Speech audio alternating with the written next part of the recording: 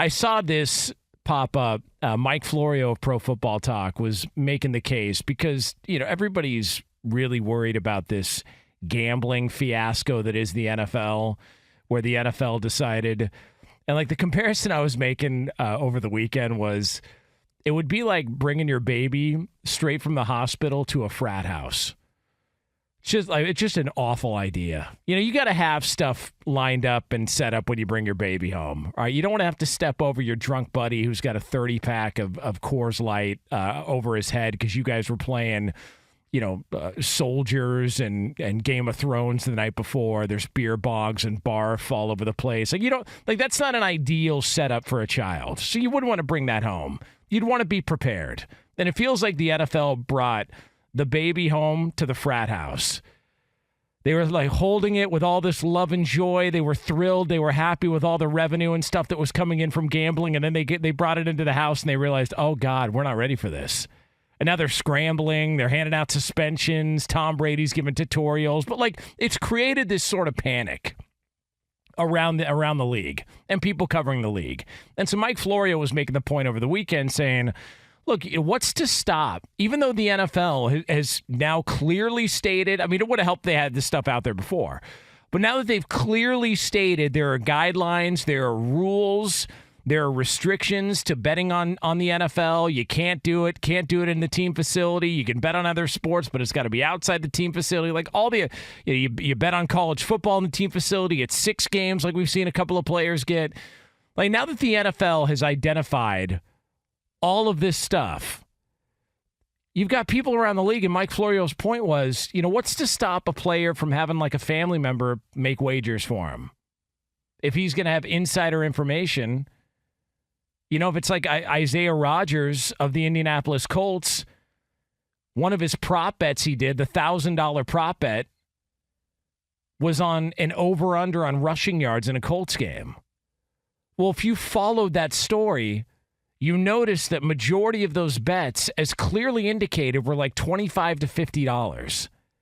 So the fact that the biggest one was $1,000 and it was an in-game prop on a Colts running back to have over 100 rushing yards or under, whatever it was, over, under. I don't even know if it was that he was betting on the over or the under.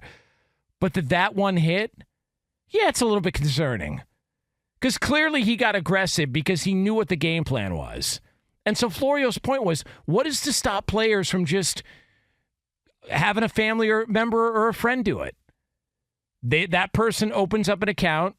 The player's got nothing to do with the account, but they're the one that facilitates the money, and they're the ones that gives them the insider information on what the game plan is from week to week. What's to stop a player from doing that? It's like, okay. And he's not the only one. Other people have thrown out these what-if scenarios. True.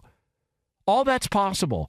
It's also possible they could wear a disguise and walk into a sports book in Vegas and throw down some bets too. That's possible.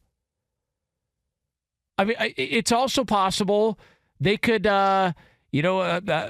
pay some guy handing out the little pamphlets for the hookers on the side of the road in Vegas to go, hey, buddy, I don't know what you make here, but here, $1,000 on Patrick Mahomes to complete his first pass on Sunday's game. Well, how do you know? Well, because, I play for the Raiders. I know what our secondary is. Come on. Yeah. It's easy money, dude.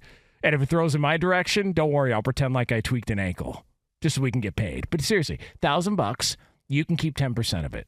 No problem. All that's possible. But the problem is you're going to drive yourself nuts if you start thinking about the what ifs. Okay? You're going to drive yourself nuts. It's a losing battle if you start thinking about the what ifs. Now, I'm not trying to say that I have personally dealt with this, but I may have personally dealt with somebody who just didn't trust me as a human being. And I'm not trying to say that I know certain people in my life who may be dealing with or have dealt with somebody who just doesn't trust them no matter what the situation is. And that person who doesn't trust them usually drives themselves nuts because they're thinking about what all the possibilities are. If you tell them, hey, I'm going to run to the store. The fact that you're not bringing them, in their mind means, what, are you going to stop off and have a beer somewhere? Who are you meeting there? What, is it? Oh, it's the woman working at the produce aisle, isn't it? Like all of these what-if scenarios could pop up in your mind every single day, and you could drive yourself insane. There's almost an insecurity to it. Hey, so I'm gonna go to the gym. Oh, you never go to the gym at this time. Yeah, I know. I had a doctor's appointment earlier. Huh. Okay. Well, I want to go. Okay. Which machine are you going to use? I'm going to use the elliptical. And why the elliptical? Why can't you use the one that's not facing anybody else? That's the machine I like. Okay, why can't you use the bike? The bike isn't It's like, dude, at some point, you just got to trust the fact that you're not with a scumbag. That's got to be your default. If you've got questions, if you're concerned, if trust is really an issue, at some point, you've just got to take a step back and go to the base. What is your base? What's the fundamental knowledge that you have of the situation? Oh, that person's not a scumbag. If they are a scumbag, I mean, you get what you got coming to you. I don't know what to tell you. All right? Like, I'm not sure what to tell you. That's just it.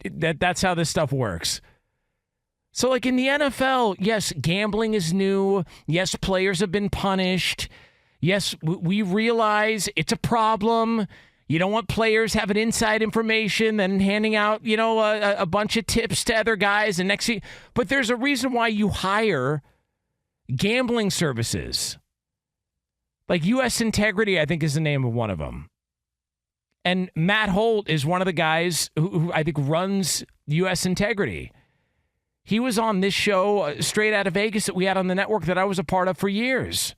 And that's his job, is to identify irregularities in sports betting. So there are people looking into this stuff. But the issue of players could hire somebody else to make a wager, or they could hire somebody else to go into a sports book, or they could, that's been around forever. Like, if we're going to have a real conversation about it, you don't think a player ever one time has called up a buddy who was going to Vegas, and his buddy hit him up and said, hey, going to Vegas this weekend, what do you think? Like one of his like a-hole high school buddies is going to Vegas. He's going to a bunch of pool parties, just going to get rip-roaring drunk. Calls up his buddy who's known for 25 years playing in the NFL and says, hey, man, what do you think?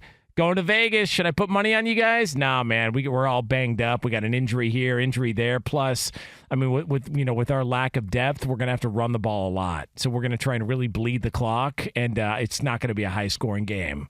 Also, I should probably bet on the under of the game, right? Yeah, I mean, I wouldn't count on us scoring a bunch of points. That's insider information. Like, you don't think that's ever not happened? Like, those conversations have never happened before? Of course. That stuff has always existed. Yes, there are threats out there. Yes, there are dangers out there. Yes, it's possible a lot of bad stuff could happen. All that's possible. Like, look, I trust my wife with everything I've got. I mean, who knows? She goes to a farmer's market.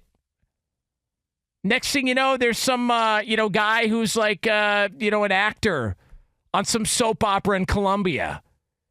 He's like a 12 out of 10. How do I know? Stranger things have happened. You ever seen the movie Unfaithful? That stuff happens from time to time. But at a certain level, you just got to trust you're not dealing with scumbags. And if you are, they're going to show themselves eventually. So the paranoia with sports betting and gambling in the NFL, I get that it's new. But listen, the season's right around the corner. If anything else pops up and somebody gets busted for gambling, it gives us more content. And that's all we really care about in this moment. That's all we matters. That's all that matters to us.